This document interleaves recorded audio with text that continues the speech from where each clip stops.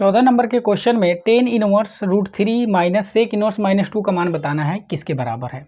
तो इसको सॉल्व करते हैं, वो विकल्पी टाइप का क्वेश्चन है।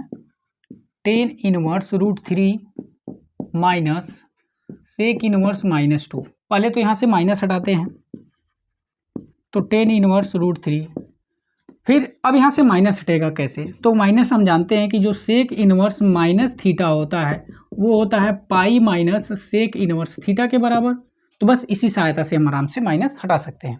तो जब हम इसको तोड़ेंगे तो इसके जगह पे लिखेंगे pi minus sec inverse theta, और ऑलरेडी बाहर माइनस है तो इसलिए यह हो जाएगा माइनस माइनस प्लस, और ये हो जाएगा सेक इनवर्स टू।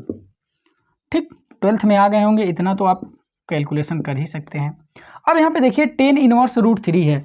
अब रूट थ्री का मान कितना, टेन कितने अंश का मान रूट थ्री होता है, तो हम लोग जानते हैं 60 अंश का होता है, और इसको लिखते हैं पाई बाई थ्री 60 को, फिर माइनस यहाँ पाई फिर प्लस।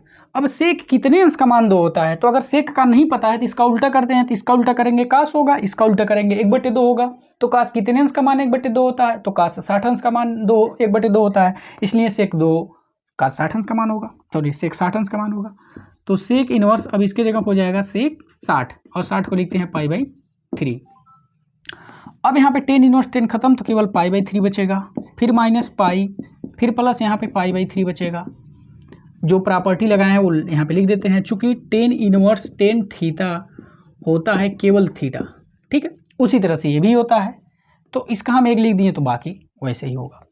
अब यहाँ पे पाई बाई थ्री का मतलब होता है 60, पाई बाई थ्री का मतलब होता है 60, तो 60 और 60 मिलकर के 120, और यहाँ पे है पाई, पाई का मतलब 180, तो 180 में से जब 120 घटेगा तो 60 बचेगा, लेकिन माइनस में बचेगा, तो यहाँ पे finally minus pi by three, pi by three मतलब 60।